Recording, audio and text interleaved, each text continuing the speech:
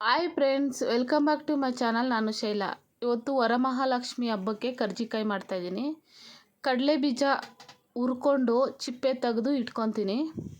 ಇದನ್ನು ತೊರಿಯಾಗಿ ರುಬ್ಕೋಬೇಕು. ನೋಡಿ, ಚಿಪ್ಪೆ ತೆಗೆದು ಇಟ್ಕೊಂಡಿದ್ದೀನಿ. ಒಣಕೊಬ್ಬರಿ ಒಂದು ಸ್ವಲ್ಪ ತುರಿದಿಟ್ಕೊಂಡಿದ್ದೀನಿ, ಬೆಲ್ಲ ತುರಿದಿಟ್ಕೊಂಡಿದ್ದೀನಿ. ಒಣಕೊಬ್ಬರಿನ ಒಂದು 2 ರೌಂಡ್ ರುಬ್ಕೊಳ್ಳೋಣ. ಪುಡಿ ಪುಡಿ ಆಗಬೇಕು. ಈ ಥರ ತೊರಿಯಾಗಾದರೆ ಸಾಕು. ಕಡಲೆ ಬೀಜನೂ ಸೇಮ್ ಇದೇ ಥರ ತೊರಿಯಾಗಿ ನೋಡಿ. ಮಧ್ಯದಲ್ಲಿ ಕಡಲೆ ಬೀಜ ತಿನ್ನೋಕ್ಕೆ ತುಂಬಾ ಚೆನ್ನಾಗಿರುತ್ತೆ. ಇದನ್ನೆಲ್ಲನೂ ಮಿಕ್ಸ್ ಮಾಡಿಕೊಂಡು ಎಲ್ಲ ಹೊಂದ್ಕೊಳ್ಳೋ ಥರ ಮಿಕ್ಸ್ ಮಾಡ್ಕೊಬೇಕು. ಈ ರೀತಿ ಒಂದು ಬಟ್ಲು ತಗೊಂಡು ಹಸಿಟ್ಟು ಕಲಿಸ್ಕೊಳ್ಳೋಣ.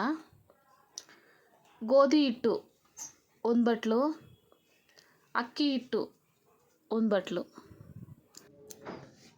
1/4 ಸ್ಪೂನ್ ಉಪ್ಪು ಹಾಕ್ಕೊತೀನಿ.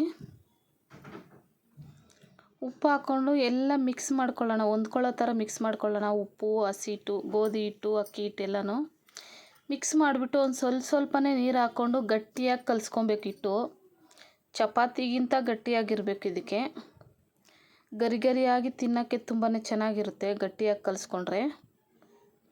ಈ ಥರ ಕಲಿಸ್ಕೊಬೇಕು. ಸ್ವಲ್ಪ ಉಂಡೆ ತಗೊಂಡು ಹಸಿಟ್ಟು ಸ್ವಲ್ಪ ಉದುರಿಸ್ಕೊಂಡು ಲಟ್ಟಿಸ್ಕೊಳ್ಳೋಣ. ತೆಳ್ಳಗೆ ಲಟ್ಟಿಸ್ಕೊಬೇಕು. ಲಟ್ಟಿಸ್ಕೊಂಡು ಒಂದು ಟಿಫನ್ ಬಾಕ್ಸ್ ಮುಚ್ಚಳ ತಗೊಂಡು ರೌಂಡಾಗಿ ಕಟ್ ಮಾಡ್ಕೊಳ್ಳೋಣ. ನೋಡಿ, ಈ ರೀತಿ ಕಟ್ ಮಾಡ್ಕೊಬೇಕು. ನಮಗೆ ಸೈಜ್ ದೊಡ್ಡದು ಬರಬೇಕು ಅಂದರೆ, ಕರ್ಜಿಕಾಯಿ ಮಾಡೋದು ಮನೆಯಲ್ಲಿ ಐತೆ ಅಂದರೆ ಚಿಕ್ಕದು ಸೈಜ್ ಆಗುತ್ತೆ. ದೊಡ್ಡ ಸೈಜ್ ಬೇಕು ಅಂದರೆ ಈ ರೀತಿ ಮಾಡಿಕೊಂಡ್ರೆ ಚೆನ್ನಾಗಿ ಬರುತ್ತೆ.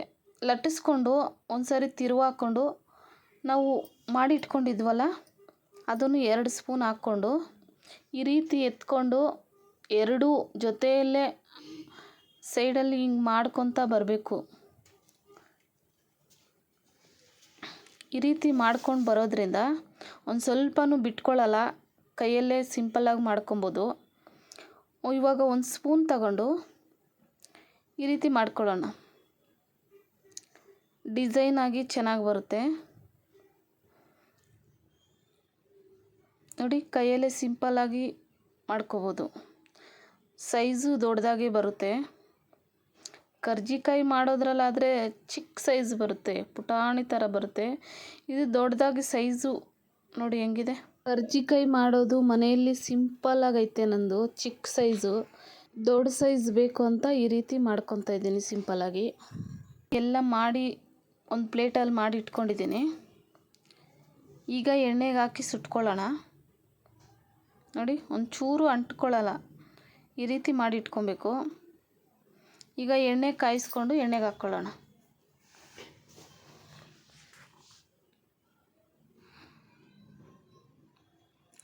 ಸುಟ್ಕೊಂಡ್ರೆ ಕರ್ಜಿಕಾಯಿ ರೆಡಿ. ಈ ಥರ ಒಮ್ಮೆ ಫಾಲೋ ಮಾಡಿ. ಇಷ್ಟ ಆಗಿದರೆ ಸಬ್ಸ್ಕ್ರೈಬ್ ಮಾಡಿ, ಶೇರ್ ಮಾಡಿ, ಲೈಕ್ ಮಾಡಿ. Thank you for watching.